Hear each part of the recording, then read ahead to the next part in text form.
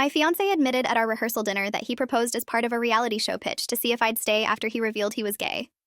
Cameron stood up at our rehearsal dinner in front of 70 guests, including both our families, and tapped his wine glass for attention. I thought he was giving a toast and smiled at him from across the table at the vineyard where we'd be married the next day. Instead, he cleared his throat and said he had something important to confess before we got married. His voice was steady and loud enough that everyone stopped talking and turned to listen. He said he'd been living a lie for the past 2 years, that he'd proposed to me as part of a reality show concept he'd been pitching to networks, and that the whole relationship had been designed to see if I'd stay with him after he revealed he was actually attracted to men instead of women. The room went completely silent. My mother dropped her fork and it clattered against her plate.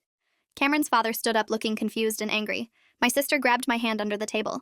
Cameron continued speaking and said the production company wanted authentic reactions to betrayal and that I'd been the perfect candidate because I was so trusting and emotionally invested. He said he was sorry, but the show had been greenlit and would air in 6 months, documenting our entire relationship with hidden cameras and staged moments. I couldn't process what was happening. My brain refused to accept the words coming out of Cameron's mouth. We'd been together for 2 years, engaged for 8 months, and I'd never suspected anything was fake. He'd proposed on a beach in Maui during sunset with a custom ring he'd designed with my birthstone. We'd planned this wedding for months, chosen flowers and caterers, and sent invitations to 200 guests. My dress was hanging in the bridal suite upstairs waiting for tomorrow morning. Everything had felt real and genuine and full of love. Cameron was still talking and explaining that he'd signed a contract with Apex Entertainment that required him to maintain the deception until the rehearsal dinner to capture my reaction on the hidden cameras placed throughout the venue. He pointed to small black devices mounted in corners of the room that I'd assumed were part of the vineyard's security system. He said the cameras had been recording us for weeks, including intimate moments in our apartment and private conversations I'd thought were just between us. My chest felt tight and I couldn't breathe properly. My sister was saying something, but I couldn't hear her over the ringing in my ears. Cameron's mother started crying and demanding to know if this was some kind of joke. Cameron shook his head and said it wasn't a joke, that he'd been paid $100,000 up front with more money promised once the show aired, and that his real partner Marcus would be joining him after the wedding was canceled to explain how they'd met and fallen in love while Cameron was pretending to be engaged to me. My father stood up so fast his chair fell backward and he started walking toward Cameron with his fists clenched. My uncle grabbed my father's arm and held him back while Cameron kept explaining the premise of the show called Fake Love, which would expose how easily people could be manipulated by someone they trusted. He said I'd signed a release form when we first started dating that I'd thought was for his photography portfolio, but had actually been consent for filming. I tried to remember signing anything and couldn't. Everything felt surreal and impossible. My best friend Olivia was yelling at Cameron, calling him a psychopath and demanding he stop talking. The venue coordinator was standing in the doorway looking panicked and asking if she should call security. I finally found my voice and asked Cameron if anything about our relationship had been real. He looked at me with an expression I'd never seen before, cold and calculated, and said the whole point was that nothing had been real. Every date, every conversation, every time he'd said he loved me had been scripted or improvised for the show. He said he was a struggling actor who'd been cast in this role and had performed it well enough to convince everyone, including my family, that he was a genuine person capable of love. He pulled out his phone and started showing people on the screen what he claimed was footage of planning meetings with producers where they'd discussed my personality and how to manipulate me most effectively. My mother was sobbing and my father was still trying to get past my uncle to reach Cameron. Cameron's father was yelling that his son had lost his mind and this wasn't real. But Cameron insisted it was real, that the show was happening, that cameras had documented everything, and that I should be grateful for the opportunity to be famous even if it meant being humiliated on national television. He said the producers wanted to film my reaction tomorrow when I'd expected to get married, and instead would be dealing with the aftermath of this betrayal. I stood up on legs that felt like they might collapse and told Cameron he was a monster. My voice came out stronger than I expected and echoed in the silent room. I said if any of what he'd said was true, he'd destroyed my life for entertainment and money, and I would never forgive him or participate in his show. I pulled off my engagement ring and threw it at him. It bounced off his chest and fell to the floor. Cameron bent down to pick it up and said the ring was actually rented from a prop company and he needed to return it. That detail broke something in me and I started laughing because it was so absurd and cruel that even the ring had been fake. My sister put her arm around me and started leading me toward the exit. Other guests were standing up and some were yelling at Cameron while others were filming everything on their phones. Cameron called after me and said the cameras needed me to stay so they could capture the full emotional arc of the betrayal. I kept walking without looking back. My father broke free from my uncle and I heard a commotion behind me that sounded like violence, but I didn't turn around to see what happened. My sister drove me to her apartment because I couldn't go back to the place I'd shared with Cameron for the past year. I sat on her couch in my rehearsal dinner dress while Olivia brought me tea and my mother made phone calls canceling the wedding ceremony scheduled for the next morning. Over 300 people needed to be notified that the wedding was off. The venue needed to be canceled. The caterer, the florist, the photographer, the band, all of it needed to be undone. My mother was crying while making these calls and apologizing to vendors who'd already done preparation work. My sister was searching online for any information about a show called Fake Love or Apex Entertainment. She found nothing. No production company by that name, no show in development, no casting notices or press releases. She showed me her phone and said Cameron might have been lying about the show itself, that maybe this was a different kind of deception than he'd claimed. I didn't understand what that meant or why it mattered. Whether there was a show or not, Cameron had stood up in front of everyone we knew and destroyed our relationship deliberately and publicly. Olivia said we needed to call the police because what Cameron had described sounded illegal. Secret filming in private spaces without consent violated recording laws. If he really had cameras in our apartment capturing intimate moments, that was criminal surveillance.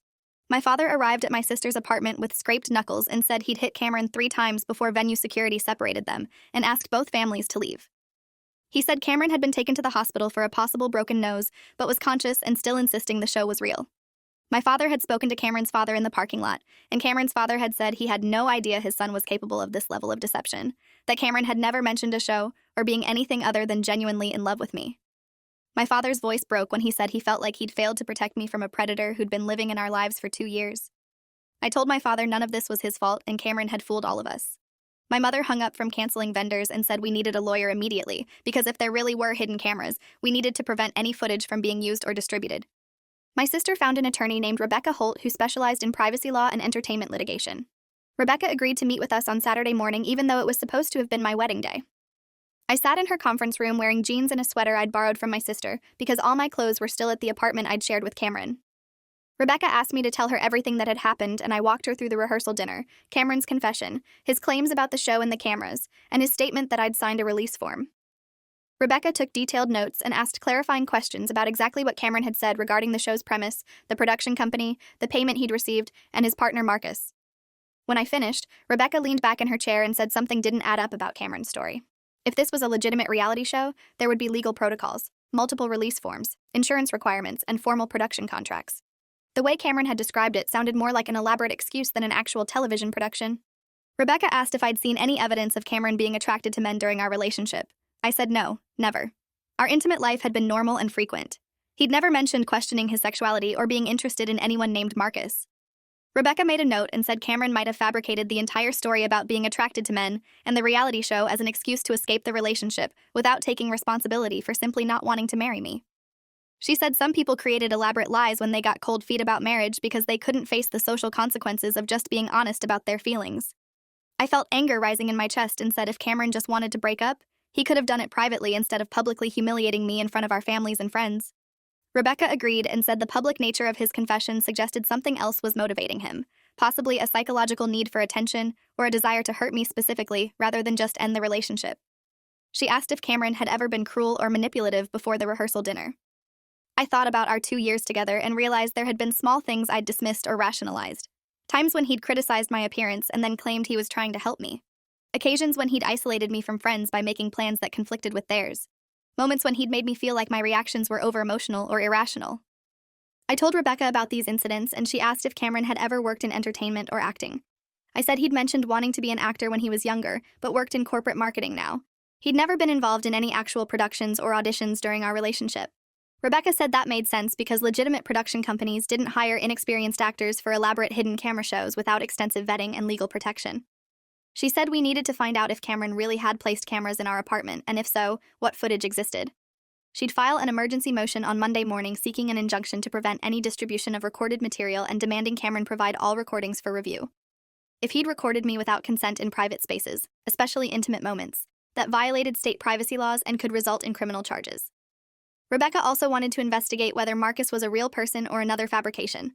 She asked me to make a list of everyone Cameron had mentioned by name during his confession and any details I could remember about the alleged production company. I agreed and spent the rest of the meeting answering questions about our relationship, our finances, and whether Cameron had access to any of my personal accounts or information. My sister and I went back to the apartment I'd shared with Cameron on Sunday afternoon with my father and uncle as protection. Cameron wasn't there, but his belongings were still present. We searched the apartment looking for cameras and found 3 small devices hidden in the living room, bedroom, and bathroom. My father carefully removed them, and we documented everything with photos. In Cameron's home office, my sister found a laptop that wasn't password protected. She opened it and started going through files while I packed my belongings.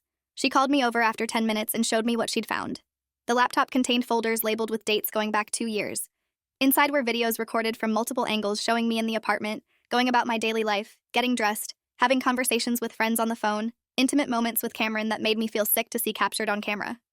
There were also documents that appeared to be notes about my behavior, my insecurities, my relationships with my family, and my financial information. My sister said this wasn't preparation for a reality show. This was stalking and surveillance that had been going on for years. We called Rebecca immediately and she said to stop touching anything and call the police. 2 officers arrived within 30 minutes and I explained what we'd found. They secured the laptop and the cameras as evidence and took statements from all of us. One officer said what Cameron had done was potentially criminal harassment, unauthorized surveillance, and depending on the content of the recordings, could involve other charges related to privacy violations. They asked if I knew where Cameron was currently, and I said he'd been taken to the hospital Friday night, but I didn't know if he'd been released. The officer said they'd locate him and bring him in for questioning. They asked if I felt safe and whether Cameron had ever been violent or threatening. I said the rehearsal dinner confession was the first time he'd been openly cruel, but looking back, I could see patterns of manipulation and control throughout our relationship. The officer gave me information about protective orders and victim services. After they left, my father helped me finish packing while my sister made copies of everything on Cameron's laptop before the police came back for it. I stayed with my sister for the next week while Rebecca worked on the legal case and police investigated Cameron's surveillance. Rebecca called me Wednesday morning and said she'd received a response from an attorney representing Cameron. The attorney's name was David Sterling, and he'd sent a letter claiming Cameron had not broken any laws, that any recordings made in a shared residence were legal, and that I had consented to filming through a release I'd signed 2 years ago. Rebecca said she'd demanded copies of this alleged release and was filing motions to compel production of all recorded material. She also said the police had interviewed Cameron and he was maintaining his story about the reality show, though he'd refused to provide any contact information for Apex Entertainment or anyone named Marcus. The police had found no evidence that Apex Entertainment existed as a registered business entity. Rebecca said this strengthened her theory that Cameron had fabricated the entire reality show story, possibly to cover up different motivations for his surveillance and betrayal. I asked what other motivations there could be, and Rebecca said she wanted to investigate Cameron's finances and see if there was a monetary angle we were missing. My best friend Olivia spent hours going through social media trying to find any mention of Cameron being involved in entertainment production or knowing anyone named Marcus. She found nothing. Cameron's social media showed a normal life of someone working in marketing, posting about our relationship, sharing photos from vacations we'd taken together, and interacting with mutual friends. There was no indication he'd been living a double life or planning to reveal some secret. Olivia did find something strange, though. Cameron had received multiple large cash deposits into his bank account over the past year, totaling around $80,000. She'd accessed this information through a shared banking app we'd all used for splitting expenses on a group trip 6 months ago, and Cameron had never removed her access. She screenshot everything and sent it to me. The deposits were labeled as transfers from LK Enterprises. I'd never heard of that company, and Cameron had never mentioned receiving that kind of money. I forwarded the screenshots to Rebecca, who said this could be significant evidence of some kind of financial scheme that had nothing to do with a reality show. Rebecca's investigator tracked down LK Enterprises to a consulting firm owned by someone named Leonard Kramer. Leonard Kramer was a fraud specialist who'd been investigated previously for running elaborate scams where he'd help people fake their own deaths or create false narratives to escape debt or relationships. He'd never been charged with crimes but had been named in several civil suits. Rebecca called me and said she thought Cameron might have hired Kramer to help him create an exit strategy from our relationship, possibly because he'd gotten cold feet about marriage or was involved with someone else and wanted a dramatic excuse that would make him look like a victim, rather than someone who'd simply cheated or lost interest. The reality show story and the claim about being attracted to men were potentially fabricated to generate sympathy and deflect blame. Rebecca said we needed to find out who Cameron might be involved with and whether that person knew about the plan to destroy our relationship publicly. I felt rage building thinking that Cameron had paid someone $80,000 to help him torture me psychologically instead of just being honest. My sister contacted Cameron's closest friend Wesley, who'd been at the rehearsal dinner and had looked genuinely shocked by Cameron's confession. Wesley agreed to meet with my sister at a coffee shop and she recorded their conversation on her phone. Wesley said Cameron had been acting strange for about 6 months, becoming secretive and taking phone calls in private. Wesley had assumed Cameron was planning elaborate wedding surprises for me. But a few weeks before the rehearsal dinner, Cameron had mentioned being stressed about something, and when Wesley pressed him, Cameron had said he was going to do something that would change everything, but wouldn't explain what he meant. Wesley said Cameron had never mentioned being attracted to men, never talked about anyone named Marcus, and had seemed genuinely happy in our relationship until the last 6 months. Wesley said after the rehearsal dinner, he'd tried calling Cameron multiple times, but Cameron wasn't responding. He'd also reached out to Cameron's family, who were devastated and confused. Wesley said Cameron's mother had told him that Cameron had always been straight as far as she knew, and had dated several women before me without ever questioning his sexuality. The police investigation moved forward, and detectives obtained a warrant to search Cameron's apartment more thoroughly. They found additional storage devices containing months of recordings showing me in private moments when I'd thought I was alone. They also found a contract between Cameron and Leonard Kramer's company, outlining services provided for creating a believable exit narrative, including coaching on delivery, documentation of false claims, and strategies for managing aftermath. The contract specifically mentioned the goal of ending the relationship in a way that generated maximum sympathy for Cameron while making me appear unstable or desperate if I tried to contest his version of events. Reading that contract in Rebecca's office made me realize Cameron hadn't just wanted to leave me. He'd wanted to destroy my credibility and reputation as part of leaving. Rebecca said this level of premeditated cruelty suggested serious psychological problems, and we should pursue both criminal charges and a civil lawsuit for intentional infliction of emotional distress. Cameron was arrested Thursday afternoon and charged with illegal surveillance, harassment, and computer crimes related to unauthorized recording of intimate acts. His bail was set at $50,000, and he remained in jail for 3 days before his family posted it. David Sterling held a press conference after Cameron's release, claiming his client was the victim of a vindictive ex-fiancé who was trying to criminalize a reality show that had been legitimately contracted and filmed. Sterling produced a document he claimed was my signed release form authorizing filming. Rebecca immediately issued a statement calling the release fraudulent and saying handwriting experts would prove I'd never signed it. The story started getting media attention, with headlines about a jilted bride accusing her ex-fiancé of running an elaborate scam. I was horrified to see my name and photo in news articles describing the situation without having the full context of Cameron's surveillance and manipulation. Rebecca advised me not to speak to media directly, but she'd be releasing a detailed statement with evidence of Cameron's criminal behavior. The preliminary hearing happened 3 weeks later, and I attended with my entire family. Cameron sat at the defense table looking thin and exhausted. David Sterling argued that the surveillance charges should be dismissed because Cameron had been recording in his own home, and any intimate recordings had been for personal use, not distribution. The prosecutor presented evidence of the contract with Leonard Kramer, showing premeditated planning to deceive me as part of an exit strategy, not a reality show. They showed the laptop folders documenting years of surveillance and note-taking about my behavior. They presented testimony from the police investigator who'd found no evidence that Apex Entertainment existed or that any reality show was in development. They revealed that Marcus, the partner Cameron claimed to have, didn't exist as a real person, and Cameron had never provided any contact information for him despite multiple requests. The judge reviewed everything and ruled there was sufficient evidence to proceed to trial on all charges. She also noted that Cameron's claim about a reality show appeared to be false and potentially part of the criminal activity itself, rather than a defense.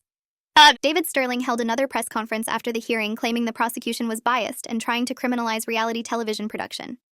But reporters started investigating his claims and found inconsistencies.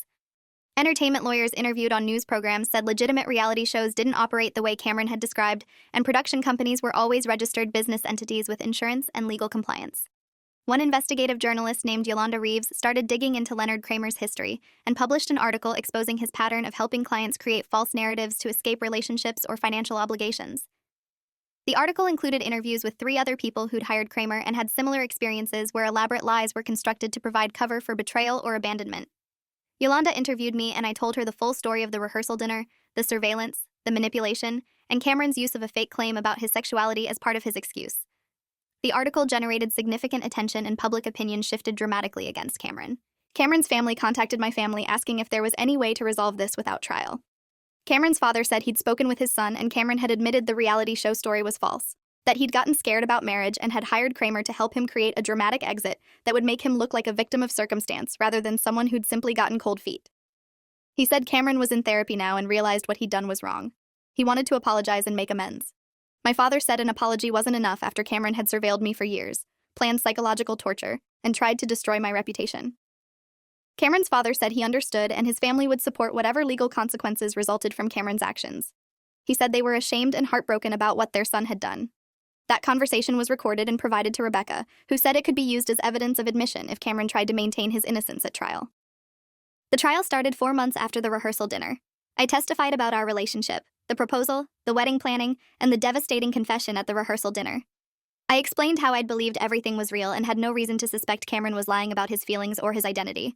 The prosecutor showed the jury recordings from Cameron's hidden cameras displaying my private moments without my knowledge or consent. They showed the folders documenting my behavior and insecurities. They presented the contract with Leonard Kramer outlining the plan to create a false narrative. They brought in expert witnesses who testified about the psychological impact of this kind of sustained deception and surveillance. Cameron's defense was weak because David Sterling couldn't produce any evidence that a reality show existed or that Cameron's claims had been legitimate. The jury deliberated for 6 hours and found Cameron guilty on all counts. The judge sentenced him to 3 years in prison and ordered him to pay restitution of $200,000 for emotional damages and therapy costs. Rebecca filed a civil lawsuit on my behalf seeking additional damages for intentional infliction of emotional distress, fraud, and invasion of privacy. The civil case was stronger because the burden of proof was lower, and we had extensive documentation of Cameron's premeditated campaign to hurt me. Cameron's attorney tried to negotiate a settlement, but Rebecca refused anything less than $1 million. She said Cameron had proven himself to be a calculating predator who'd spent years planning how to maximize my pain, and his settlement needed to reflect the severity of what he'd done. The civil trial happened 8 months after the criminal trial and lasted 2 weeks. I testified again about the emotional devastation of learning my entire relationship had been monitored and manipulated. My therapist testified about PTSD symptoms I'd developed and ongoing trust issues.